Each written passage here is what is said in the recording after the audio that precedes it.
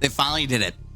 After 2 months of silence, ladies and gentlemen, Bungie has finally said something. I've been at work and I read everything, and I've let all this time to go by to digest and really kind of take everything in. And that way, I can give it to you on a more logical level versus just an emotional. There's a lot of things that had me like, I've made a script, so I condensed everything and it's summarized so we can get through this video a little bit quicker. I am using my teleprompter. It's something I purchased so I can make these reactions a little bit faster for y'all. If you were to ask me what is my unedited, unscripted opinion of the whole articles, like just what do I feel? And my immediate thought is skepticism. Bungie has done nothing to earn my trust or the community's trust. We have been here before multiple times. We were here before the launch of the Final Shape. We were here at Lightfall. We were here Witch Queen. We've been here multiple times. We've heard multiple sweet, sweet sounding words. All I feel is skepticism. I don't feel excitement, especially the excitement I felt into the Light stuff leading into the Final Shape. It is skepticism. I don't want Destiny to die, but at the same point, I know Bungie. Bungie's really good at gaslighting people to make them doubt themselves. Like, is Destiny really dead? Is Destiny really bad? Like, are we back? Are we back? Am I wrong? Is Destiny back? And it doesn't feel like we're back. It feels, if I were to give you my honest, logical thought process, it feels like we're putting paint on a car that needs its engine changed, that has oil leaks, needs 2 tires, but we're gonna put a nice new coat on it, a new coat of paint. That's what it feels like to me. Right now, this is the skeleton, which I appreciate that we get something, which is better than nothing, I guess, which it's pretty sad that all this having 5 articles is the bare minimum that we can hope to ever have. But at least we got something. We got a skeleton, right? Here's the skeleton right here. Personally, for me to get excited or even like interested in general, I need to see flesh. I need to see flesh. Right now we got a skeleton. I'm not excited about a skeleton. I need to see flesh. That's all I'm asking. I think that's fair. I think that's fair and a fair assessment that we can take multiple things from this and the articles, but until we really see action being taken, words mean nothing to me. I'm not excited. I'm skeptical. There it is. Now, I have made the script so we can go a little faster with this. I know. Sometimes we go long. There's a lot to talk about that I've condensed. I'm going to try to get some feedback, but I'm going to try to go fast. So bear with me. Here we are, codename Frontiers, paving the way for the new frontiers. Today marks the 10th anniversary of Destiny. Since its launch in 2014, the game has seen numerous milestones, including defeating the Witness and exploring various challenges. As Bungie closed one chapter with the Final Shape, the team is now looking ahead to a new project called, you guessed it, codename Frontiers. This upcoming phase promises to take Destiny in an innovative and unprecedented direction. Again, similar verbiage that we've heard in the past. They're excited to offer an initial preview of what's to come. The article outlines plans for Destiny's Year 11 and beyond, featuring key changes to their annual model, releasing 2 expansions per year and 3 content updates annually. It introduces codename Frontiers, a series of major innovations starting with the next expansion, codename Apollo. With the next expansion codename Apollo, the team including game director Tyson Green and the narrative director Allison Lurs is committed to increasing transparency, sharing development progress, and challenges openly. They aim to engage the community more closely in the game's evolution, though plans may evolve as development progresses. We will get to a deep dive at the very end, so let's continue on what Bungie has to say. Bungie's vision for the future of Destiny 2 via Tyson Green and the game director for Destiny 2 shared his enthusiasm for the game and his long-standing involvement in its development. Despite the excitement, he acknowledges that Destiny has become too rigid, with expansions feeling formulaic and lacking replay value, and seasons becoming routine. Green believes it's time for Destiny to evolve, breaking away from its established patterns to foster the growth and innovation in line with the community's desires. Funny enough, they've used this similar language to explain episodes. That's right. They literally said the same thing with episodes. They've been using similar language, you guessed it, and it's been trash so far. Episodes have been garbage, with 90% of the player base decreasing because episode 1 has been just abomination. With this year seemingly to be a wash, because remember, all these nice changes are going to happen next year. With this year being a wash, maybe having a year of downtime will allow Bungie to take in player feedback and maybe take it to heart. Now, yes, there is no replay value of seasons, but this is usually because you make players play content that is old content, such as Lost Sectors. What did you expect? Do you think people want to do fetch quest all day? Not only that, if there was a true mini quest, like mini quest missions the entire season, the only way to replay them is to play other characters, which most people don't want to do because most of the time it's fetch quest and we're playing said old content we've had for years. Again, I love the language that Destiny is becoming too rigid, which has been player feedback for years. Why are we just now addressing this when Destiny's on death's door? I'm also pretty sure Green is also the one that said that Destiny needed to evolve back in 2023 with the 2023 showcase when explaining episodes. Episodes were supposed to break away from the established patterns.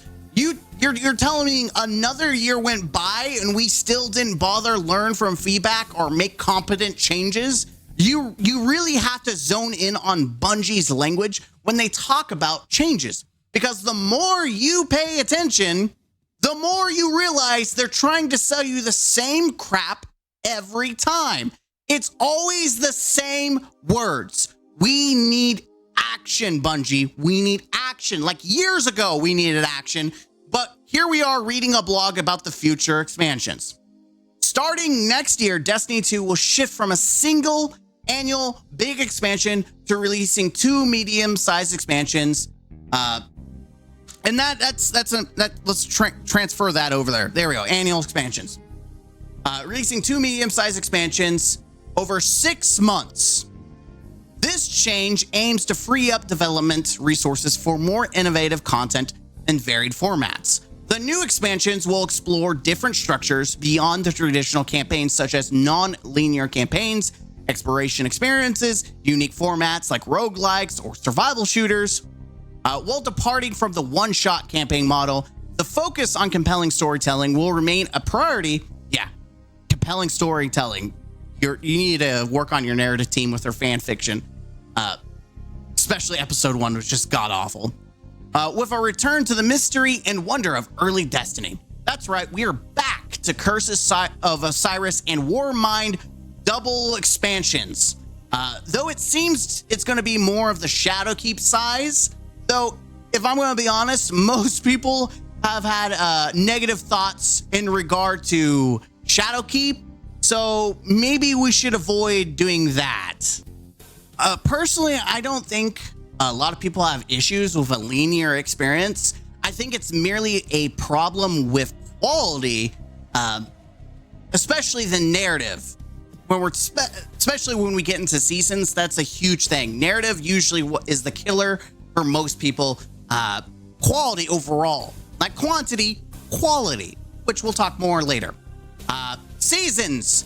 With the transition to releasing 2 expansions per year, Destiny will also update the seasonal model. Instead of 3 episodes, there will be 4 major updates annually. Released every 3 months, each expansion will debut with a major update, followed by another 3 months later. These updates will refresh the core game with new activities, rewards, weekly features, and balance showcase. Sorry, let me correct myself. Events, features, balance changes, seasonal resets will now occur twice a year. Alongside the expansions, all content in these updates will be free to all players, aiming to make the game more accessible and easier to recommend. Isn't it funny that only 1 episode has been out and already they are getting axed? I think they realized after episode 1 that players don't want it, and therefore it's going away. You can't ignore the player base. You can only do that so much before it starts hurting their wallet. Players didn't like seasons, so they went to episodes as part of the natural evolution of seasons. That was Bungie's exact words in the 2023 showcase. But now here we are, I guess de-evolving, because they said episodes were the natural evolution. So we're going back to seasons, so we're de-evolving. Because now we're back, which players didn't like. But at least seasons are now free. Which, to be honest, if they want their free seasons to be collect X, Y, and Z, or go play content that has already been in the game, to be honest, go for it. That's more in line with most other free-to-play games. I can't really complain. I mean, I can give criticism. It's still, minor feedback. I think that's all valid. But overall, if it's free, I'm not wasting any of my money if I don't play. That's a win for consumers. If you don't want to play it, don't play it, and you're not wasting money. I also appreciate that it allows more players to get involved. It's hard to recommend episodes right now, especially to new players who would have to sink more money into the game to get invested. So this is a good change for new players or even returning players. Something to be mindful about, though, is that now a reset happens twice versus once a year. It's fine since it's free, but my only concern is the fact that the last season of every rotation gets the least amount of playtime in regard to the other 2. Obviously, the first season of the year gets multiple months of playtime, but the last one always gets the least.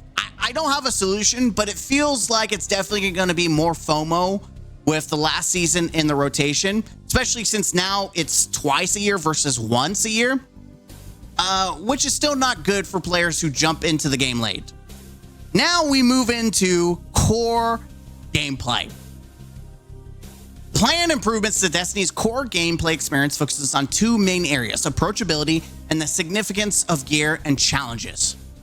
1. Approachability. Destiny will simplify its complex activity system by modernizing the UI and reworking the reward model to make it easier for players to find activities and receive meaningful rewards.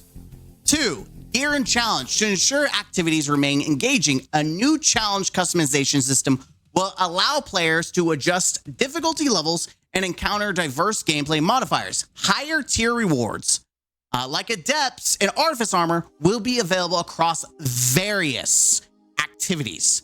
These updates aim to make the game more accessible and rewarding, enhancing both ease of entry and depth of experience. My personal thought is it sounds good. I'm a little concerned how much more you get to play your way, and they're gonna go into activities, so I will address it more later down the line. But it sounds good that the fact that you can play various activities to get adept and artifice armor instead of just having to be dungeons or having to be grandmasters and trials. It sounds like it's going to be more diversified, which is always a good thing for a game when you have more than one option to obtain something. Now we talk about the Multiyear Saga. Starts with the codename Apollo. That's right, we're talking about the next Multiyear Saga. Allison Lurs, the narrative director of Destiny 2, introduced herself and shared her journey. Starting with her role at Bungie in fall 2020, she highlighted the success of the Final Shape, which was successful, but not good enough to do better than Lightfall. Well, that's something to kind of keep in mind. The Final Shape concluded the Light and Darkness Saga. The upcoming episodes will serve as an epilogue, resolving lingering storylines while paving the way for narratives. Just a little note in there. The first episode had a lingering storyline that wasn't a lingering storyline. They literally just shoehorned the fan fiction into the game. Like, no one cared about the villain in episode 1. Like, no one cares. Like, it wasn't even a thought in anyone's back of their head. Like, man, I'm just so glad we concluded this storyline. No one cares. No one. Now, the next two deal with characters and people that we actually have dealt with for many years.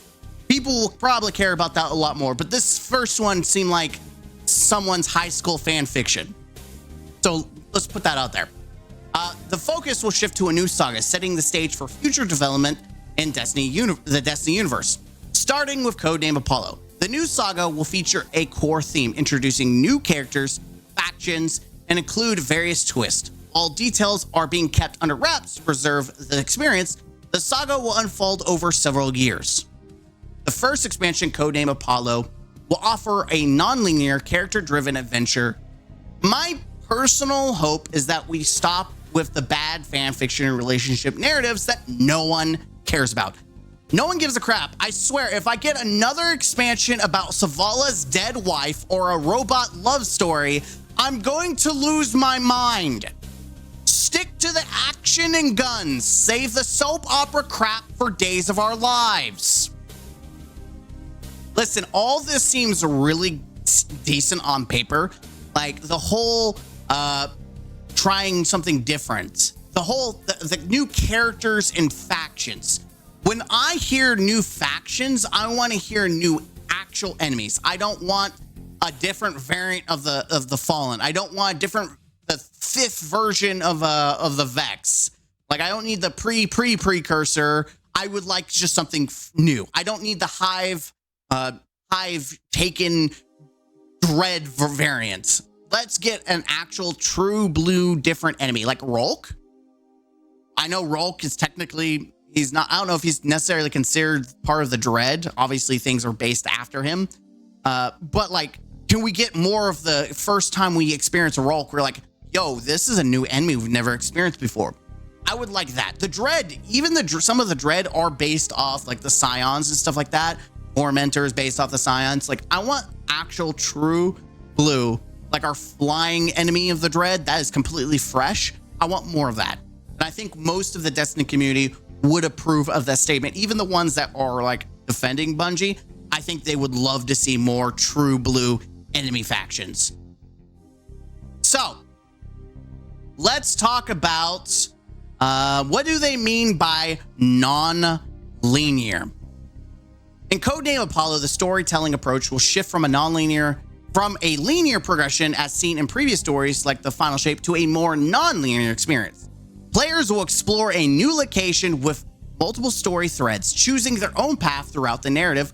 While some options may be revisited later, the story will always progress logically based on the player exploration. Without time gating or waiting for updates, this non-linear structure aims to enhance the game's mystery and innovation.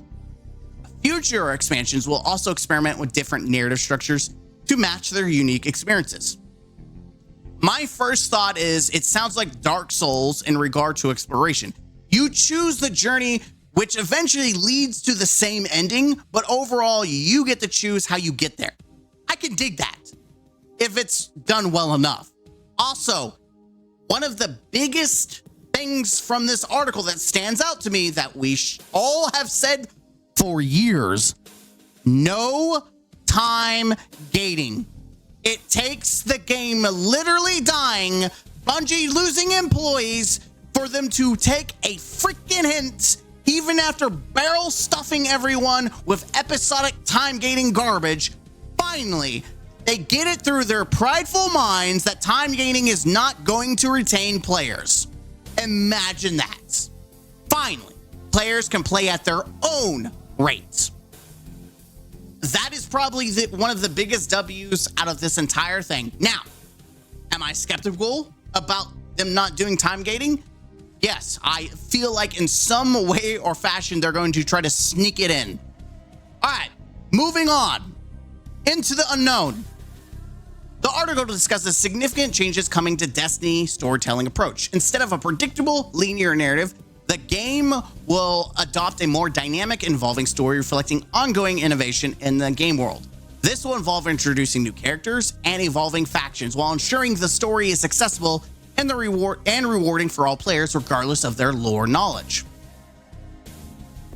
The upcoming multi-year arc, starting with codename Apollo, will feature a web of interconnected stories centered around a unifying theme, and rather than a straight line progression, this new structure aims to offer a richer, more engaging narrative experience. The article concludes by promising more updates and deep thoughts into these, while thanking players for their support over the past decade and inviting them to continue the journey. As Destiny explores new frontiers, that was the final statement. Sorry. So I've got a lot written. I didn't think I'd get through this fast enough to go to the next stuff because I was going to do 2 videos, but I think we could fit this in. So some of this might seem disjointed, so bear with me as I go through my prompts and whatnot. What do I appreciate that they're being transparent. That's great. That's great. I think them saying that this is going to allow players to stay tuned in, that they can connect. Well, yeah, one, it's a new saga, so anything new is going to be easier to jump in. 2, none of the core story has been vaulted. Red War, Forsaken, Curse of Osiris, Warmind, all that is still content vaulted right now. So yes, of course, when you don't take away core story beats from the game, people can follow along. That is a you problem. That is what you created. Let's not act like this new saga is fixing a problem. It's starting out without them doing vaulting. That's how this is changing. Also, this is exactly what I mean by them putting new paint on a old car. Instead of getting Destiny 3, we're just getting Destiny 3, but inside Destiny 2. Again, I still think if they don't address multiple issues in here, we're still going to have the same problems. One of them is crafting, but we'll get to that in just a moment. All right, I do have some general thoughts, so let's go through it. Again, this might seem disjointed because we're going to talk about some deep dives as they give more details, so some of this is going to probably follow suit. As a Destiny player, it is crazy that it takes the game dying before Bungie decides to be transparent. And yes, I do criticize that it's in the form of a blog and not personal like a dev stream. But honestly, I don't expect much from Bungie nowadays. I think a lot of the community has the same feelings. For some reason, they're incapable of capturing the same dev magic that Digital Extremes has with Warframe and its community. But at least you could say Bungie's doing something. Though again, it's pretty late, and I'm sure Bungie has burnt a lot of bridges with players because of the last moment news. My concern is bringing back older content that was vaulted.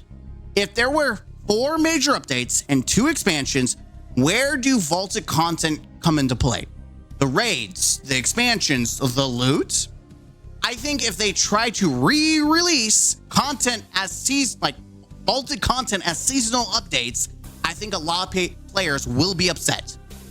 On one side, many people want that content back, but to use old content in the same slot as new content is kind of cheap. think raids would come back as reprised raids have in the past. But will we ever see story missions like Forsaken, the Red War, all that again? I have no idea what Bungie has planned. And we have no idea if we will ever experience some of those story beats again. That is something that is still in the darkness that we have no idea. See what I did there? Still in the darkness, Light and Darkness Saga. I'm sorry. I'm trying to be punny. In my honest opinion, the best way to provide a better experience for new players is to bring back those core story beats that new players are not able to even enjoy. Removing the fact that players have to watch 10-hour-long pipe videos is a huge step in the right direction in regard to catching up to the story. All right, that's my general thought on that. We're going to give some deep dives. Deep dive, the Portal. Yes. The article introduces the Portal, a developmental name which is subject to change, a new feature designed to simplify and modernize activity browsing in Destiny 2. The Portal will replace... Oh, I am not catching up. Let's go ahead and go to the article while we're... so you can kind of follow along and listen. So we're on the Portal. Here we go. This is the Portal. We'll give you the look of it while we're reading it. Modernized activity browsing in Destiny 2, the Portal will replace the outdated destination map, offering a more user-friendly interface with various categories of activities. These categories include solo ops, short, solo, or small group activities, fire team ops, 3-player activities requiring coordination, flashpoint ops, chaotic 6-player activities coming in a future season. So it says future season, so is it going to be in the, like, not the first season release of the year? It's going to be even farther back? Because there's a lot of things that they're still planning on. Let's just make that clear. This is a very early thing, which is great, but there's still things that they haven't solved. Pinnacle Ops, challenging 3-player activities with exclusive rewards. Crucible, core PvP playlists. The Portal will refresh its content every 3 months with updated rewards for all activities. It will also streamline side objectives like bounties and seasonal challenges. Please just get rid of bounties. Bonus rewards will be available daily for selected activities. Old activities will remain accessible through destination map. And Gambit, yes, that's right, they talked about Gambit. Gambit will continue to be available, but not included in the Portal initially. I don't know if they're going to do something Gambit. Gambit's gonna... The fact that they always address Gambit on its own, like, beloved, they even address it as beloved. Beloved Gambit, even though they really don't seem to love it, and no one else, like a large portion of the community doesn't, it's not available right now in the Portal, or won't be. Raids and dungeons will be integrated into the Portal later with adjustments for challenge customization and rewards. I am very interested in that. We'll talk about the reward structure when we get there. The overall goal is to make it easier for players to find and enjoy a variety of activities while maintaining the core experience of Destiny 2. Okay. Personally, I think the wisest thing is to hold on to skepticism in regard to all these changes. To be blunt, like I said, Bungie is a master at gaslighting the community and making things sound really good and even exciting. For many, that's how they felt about the final shape in episodes, only to be met with disappointment the moment the credits rolled on the final shape. Not to say that the final shape was bad, but I do believe people's expectations were not met with a 10-year conclusion. I know for a fact that most people do not like episode 1. It has done nothing to retain players. I'm very reluctant to be excited for anything for the future. That's not me being pessimistic. That is me being a realist. Bungie, like I said, has done nothing to warrant us to trust their words. I prefer action. Anyone can write pretty blogs. Anyone can make things sound good, but I want action. I want results. No one goes and buys a car based on description alone. They go out, they take it for a ride, they see how it feels, how it runs. I think the same should be applied to Bungie and Destiny. Don't take what they say at face value. They haven't earned it. Not yet, at least. For some, they'll never return. Little too late. I think moving forward towards a more free-to-play style game is a good move. Instead of playing the facade of one, like right now it's free to try, but they're moving in the direction of an actual free-to-play game. And I think this is all in general, this is good. I think this is good. I would like to see free dungeons or a bundle with them in the expansions. I think that would be a fair value. I also expect a good value proposition if we get less content in the future expansions, because there's 2 small ones. I expect a cheaper price. If I'm spending $80, it better be for the whole year. I would absolutely refuse to give Bungie $60 to $80 for a small Shadowkeep size expansion for the price people pay for full size ones now. I know for a fact that the community will not accept it either. People are dumb, but they're not that dumb. Now we're going to the deep dive of activities. The article outlines upcoming changes, and we're gonna go backtrack to activities. All right, here we go. I think, yeah, so here we go. This is a perfect example of challenge customization.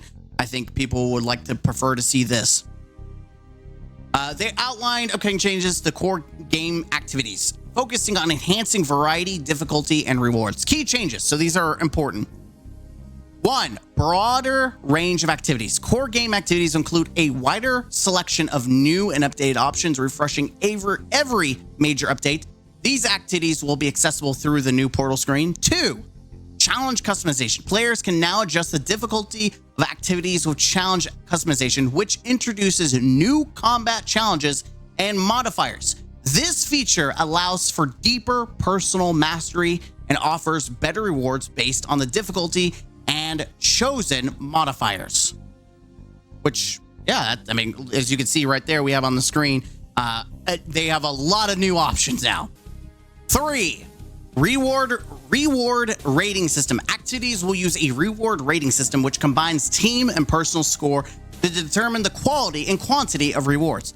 Higher difficulties and challenge modifiers will enhance reward ratings, including better loot. 4, Crucible. The Crucible presents unique challenges in integrating challenge customization and reward rating. The team is exploring solutions such as adjusting matchmaking ratings to ensure fair and rewarding gameplay. 5, expansion activities. Expansion content will continue to offer high-tier rewards and represent significant challenges. Core game activities will complement this by providing additional paths to top rewards. 6, legacy content. Older activities will remain available, though some may eventually be retired in favor of newer offerings in the portal. 7, matchmaking. Activities with matchmaking will have preset difficulties.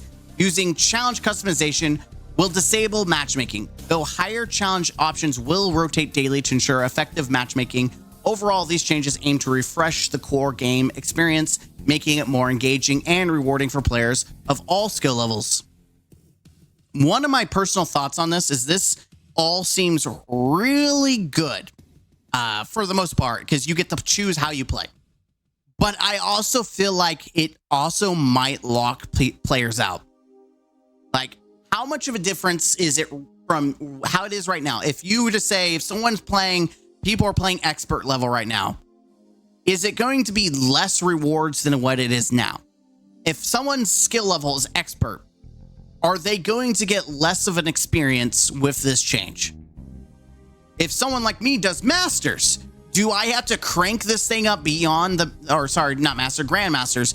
If this has to be cranked up to a level beyond grandmaster level, with like 20 modifiers, is that the only way I'm going to get adepts now? Like, these are the questions I want to know, because sometimes, and I'm just going to put this out there, sometimes just like PvP players don't want to sweat their balls off nonstop, sometimes I don't want to sweat my balls off all the time. I think more higher challenge and more loot is great, but I still want my loot if I want to not sweat my balls off. Like, how much of a difference? If I do a grandmaster at base, am I still going to get guaranteed adepts? If you're going to tell me I get more rewards than just an adept, then, you know, maybe I'll challenge myself as well. But sometimes I just want to do a casual grandmaster, which is probably 2 words that most people that are probably triggering 1% of players. Like, did you just say casual grandmaster? Listen, I'm at that. I've got 10K hours. I can do grandmasters casual. Let's be honest with ourselves. Now let's go. We're moving on to the last one. which is rewards. This is the thing that we all want to talk about. This is all that we want to address. Like, this is probably the bacon right here. Let's just put this up here, which this is very interesting. There's a couple things that really stand out. Deep dive rewards. The article details updates to the Destiny 2's okay. I love that I have to keep pausing my video because this stupid remote on my tablet is desyncing. That's why I keep stopping it. All right, the reward system focusing on improving the depth and variety of rewards for core games, expansion, and event activities. Key changes. These are the key things that you can expect from for next year. Expanded reward quality. Legendary weapons and armor will now come in multiple tiers, with higher tiers offering enhanced perks and benefits, similar to a depth weapon system. That sounds interesting. I don't know how it's going to work, Cotton, but I guess we're going to find out. Any base legendaries could have multiple stats, just like adepts. That is interesting. 2, updated reward pools. Reward pools will be more comprehensive and categorized by activity type. Core PvE, rewards from accessible PvE activities like strikes. Core PvP, rewards from PvP activities like Crucible. Pinnacle PvE, rewards from challenging PvE activities like dungeons. Pinnacle PvP, rewards from challenging PvP activities like Trials of Osiris. Expansion story, rewards from expansion missions and exploration. Expansion raid and dungeon, rewards from expansion raid and dungeon. Wait, that sounds different. Okay, wait. I just realized. So there's verbiage. There's dungeons, and then there's going to be expansion dungeons, which means we might get that bundle that I was asking about. We'll have to see how that works out. But it says rewards from expansion raids and dungeons. New gear label. Gear, which if you want to know what new gear means, it means gear introduced in the current season will be labeled as new gear for easier identification. This category will receive special visual treatment and may benefit from artifact mods. 4, reward pool and new gear. Reward pools will be deep and updated every major update. This with dedicated pool with various activities and new gear. Existing gear remains available and unchanged, so you can get all the old stuff, but new gear will be required for specific activities.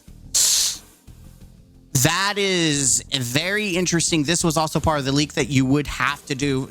Like, there's specific activities that are focused on new gear. Overall, I will have to see how that plays out. I think that is another form of gatekeeping. Again, we'll have to see. Like, I think one of the examples they put in there was PvP. Like, there might be a PvP playlist specifically focused on new gear. So it's more of a balanced playing field. It could be interesting. We'll have to see. We'll have to see. I don't know. PvP mains sound off. Is that something you sound interested in? Number 5, weapon crafting. This is a red flag for me. Weapon crafting will continue serving as a mechanism to catch up on specific weapon rolls rather than replace reward chases. I don't know how they're going to do that. As long as crafting exists in this game, it will replace the like right now in episode 1, I have barely did any activities, and yeah, I've got all the red borders. I've crafted the weapons I want. Like, why do I care about random rolls? Into the Light was fantastic because it introduced the chase for weapons. I understand the catch up mechanism. I get that. FOMO, it's a thing. The only way I can see this being okay is if they release red borders at the end of an update, at the end of a season or whatever. Like, that's the only thing I can think of, is that you go through all the different the 2 different seasons, and at the final one they make everything red border, and so there's a reason, I guess, to go get crafted. I don't know. I feel like that might piss people off because they're like, well, I just wasted my time. And people are also going to be more picky about what they chase as well. So if a weapon has garbage rolls, They're not going to bother farming it knowing that you can get a red border. And that's kind of the thing, right? There are so many good guns in the game now that it almost trivializes anything new. Like, why waste the time for something fresh if it doesn't bring anything fresh, right? So that's my concern with weapon crafting. The fact that they're still gun-ho about keeping it in the game. Again, I understand FOMO, but I think that FOMO can be replaced if you put it in other activities.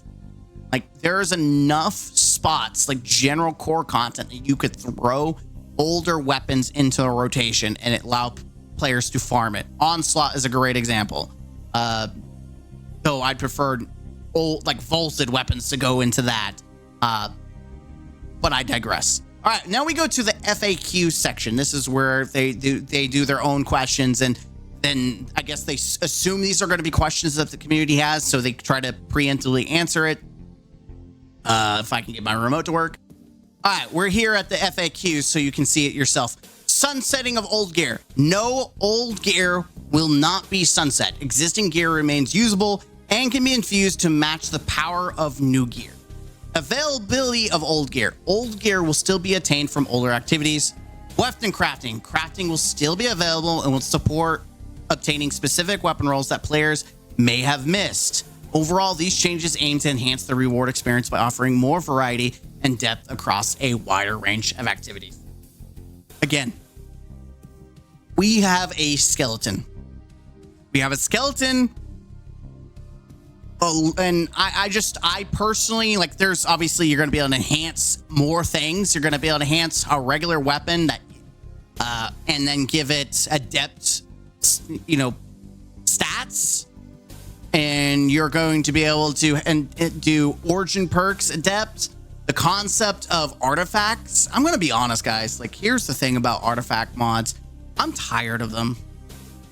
Like, the fact that they're attaching the reason that they're trying to influence and encourage you to get new armor is, hey, you get a bonus from the artifact, kind of like how there was the origin perk artifact mods. No one gives a crap. Like, I'm going to be honest. We need to go to what, like, Diablo has sets, or at least Diablo 3 has. We need to go with other games where they experimented with this, by the way. With Gambit Prime, we had sets that did specific things. We just need that. You intrinsically give a set that does something in PvP. Maybe that's not game breaking. Maybe it's based on an objective, like having the armor set helps you capture a flag quicker, or I don't know. PvP may sound off. What would be acceptable for you? But in PvE, you can literally do like resist shock damage, or sorry, like. Yeah, shock or solar, like all that stuff. Like, I don't know. I'm just spitballing. They could do unique things, and I just feel like they don't want to do that. Again, I have nothing but skepticism. I am not excited. I think the W's we can take away is seasons are free to play finally.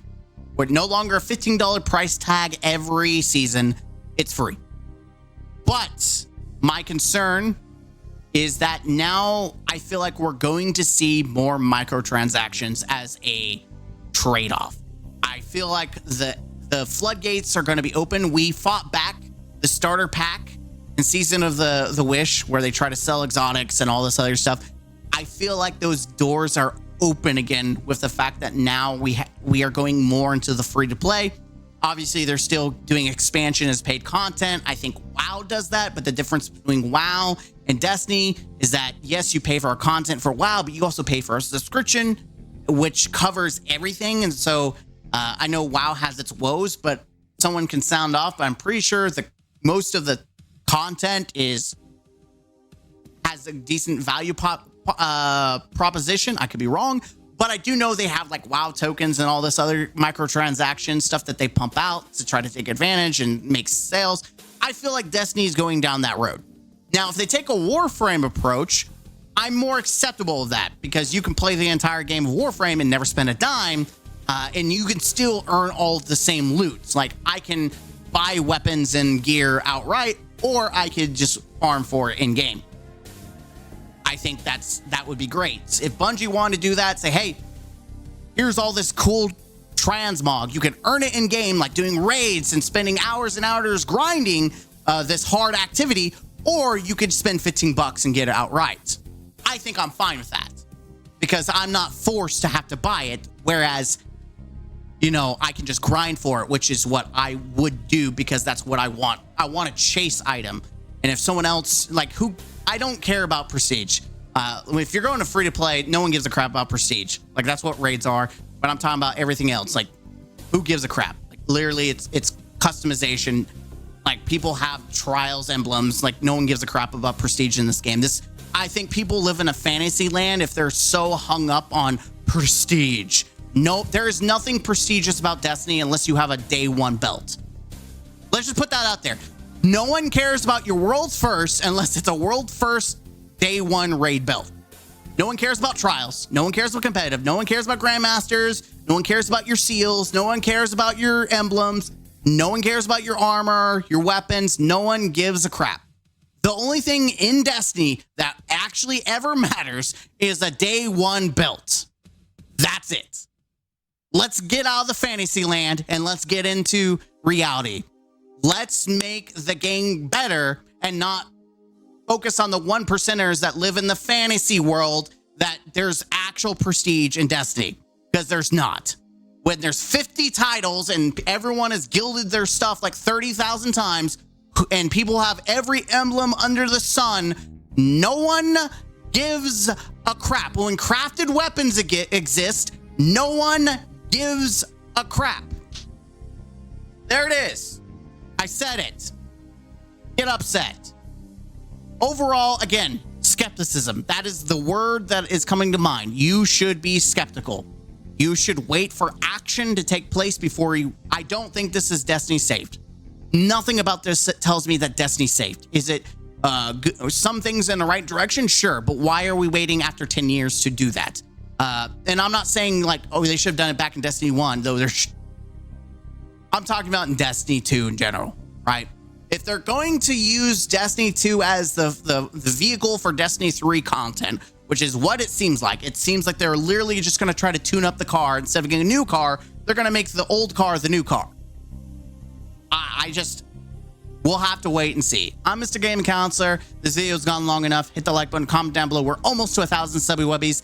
I appreciate you. And until next time, don't forget, you're awesome. Again, be skeptical. It's okay to be skeptical. In fact, it's smart. It's wise. Bungie has done nothing to provide trust. There's nothing trustworthy about Bungie at this moment. Hell, even Sony doesn't trust them with their own money. So there's that. As always, I'm Mr. Gaming Counselor. Peace. Also, check out the 10th anniversary video that's going to come out after this one. Until next time, game out.